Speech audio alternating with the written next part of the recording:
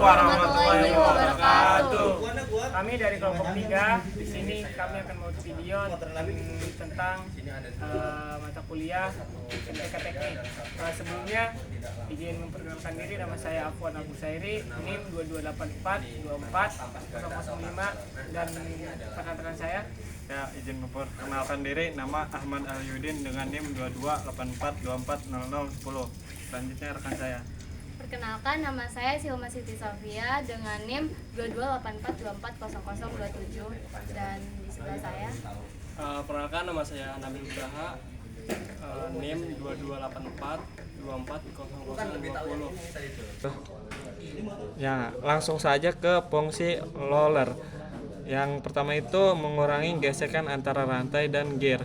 Yang kedua, meningkatkan efisiensi transmisi daya. Yang ketiga, mengurangi kausan pada rantai dan gear. Yang keempat, membantu menjaga keseimbangan dan stabil sepeda motor. Yang kelima, mengurangi suara berisik dan transmisi. Mungkin itu dari fungsi.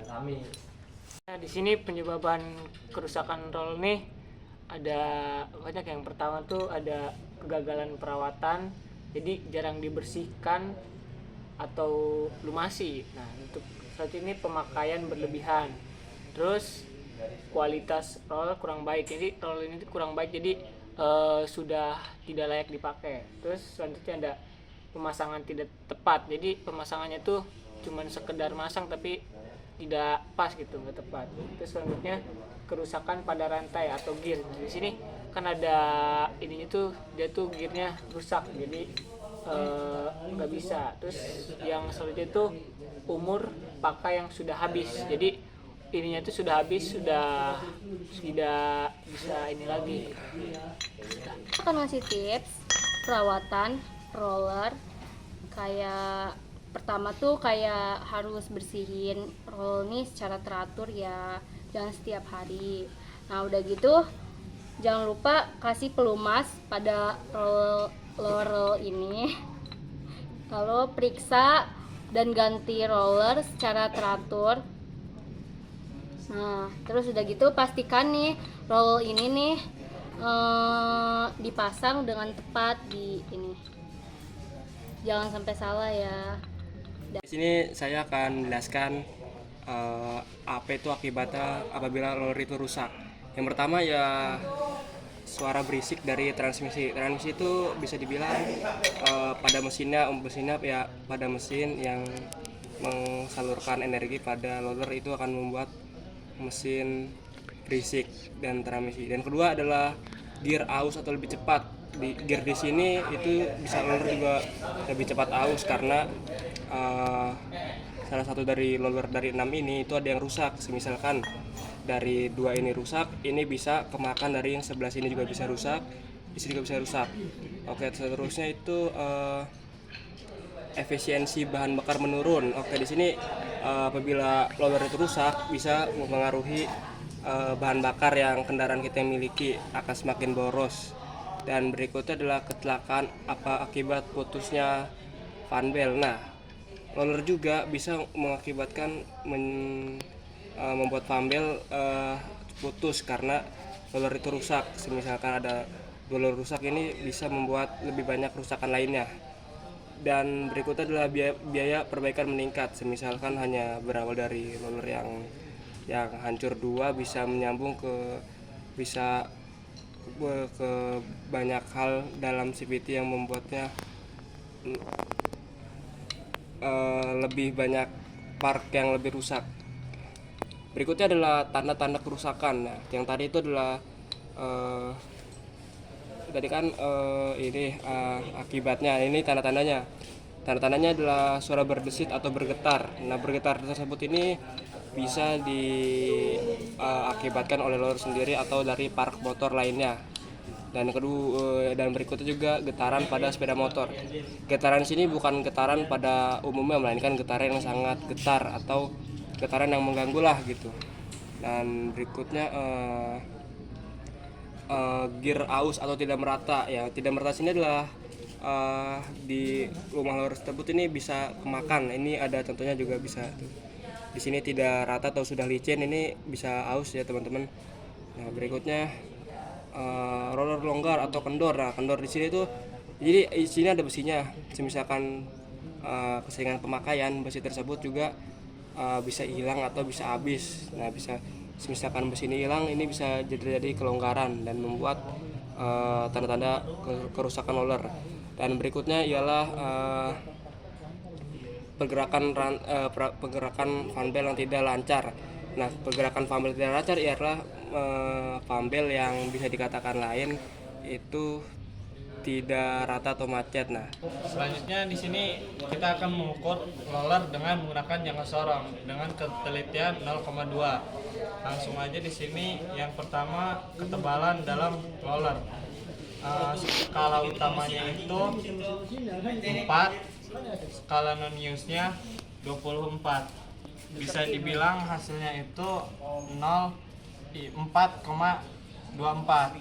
Yang seterusnya itu ada diameter luar yang skala utamanya itu 14, skala non-use-nya 38. Hasil dari diameter luar itu bisa dibilang 14,38 mm.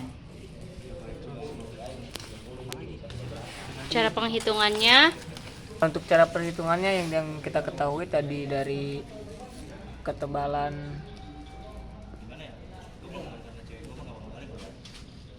Roller L. Nah, yang untuk skala utama ya. Skala utama itu tadi 4 ya. 4,00 Milimeter. milimeter. Nah, untuk skala non-use-nya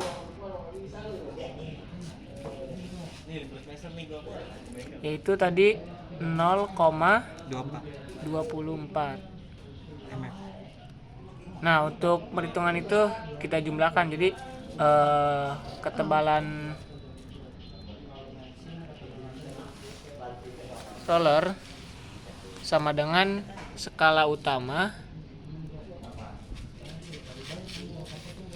ditambah skala non-use. Nah, langsung kita masukkan di sini sama dengan skala utamanya itu 4,00 ditambah 0,24. Jadi di sini tinggal masukkan saja, berarti hasilnya 4,24 mm. Nah, untuk selanjutnya itu diameter luar dari roller.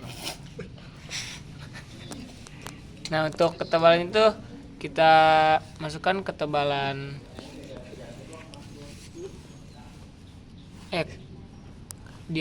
Skala utama diameter luar sama dengan skala utama ditambah skala non-use. oke, ada sedikit tambahan dari saya. Ini tabel berikut ntar juga akan saya tampilkan di video ya. Oke, berikut ialah sebuah grafik hasil pengujian kecepatan dari sebuah motor metik yaitu Yamaha Mio Sporty. Di sini ada tiga diagram, yaitu adalah roller 7 gram, roller 10,5 gram atau bisa dibilang ini roller nanggung ya guys ya.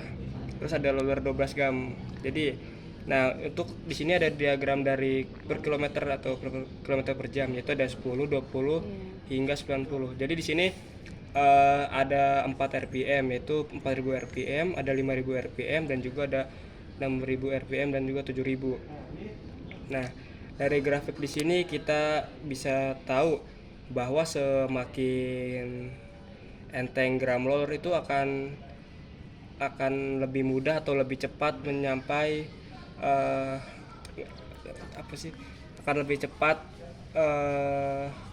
akan lebih cepat sampai kilometer dalam RPM yang kecil. Seperti di sini roller 7 gram dengan RPM 4000 sudah bisa mencapai 29,80 km per jam. Sedangkan di roller 12 itu baru dengan RPM yang sama yaitu RPM 4000 itu baru sampai 25,31 km per jam.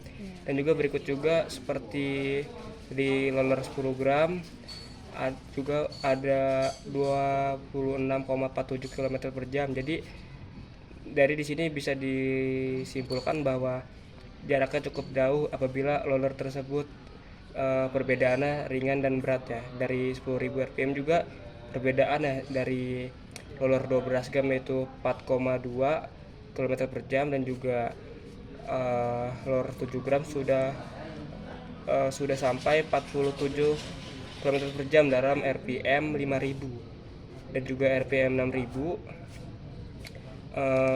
Di roller 7 gram itu jadi berikutnya di RPM 6000 roller 7 gram bisa mencapai kecepatan di 47 km per jam dan juga di roller 12 gram juga mencapai kecepatan di 54 km per jam. Jadi ini hasil yang cukup jauh diperbandingkan antara roller 12 gram dan juga 7 gram. Dan juga yang terakhir di RPM 7000 di roller 7 gram mencapai kecepatan di 64 km per jam dan juga di roller 12 gram di RPM yang sama tentunya itu baru mencapai. Terima kasih dari kelompok kami, kurang lebihnya mohon maaf apabila ada penjelasan yang kurang jelas atau kurang pahami, mohon maklum karena kami masih belajar. Cukup sekian dari kami.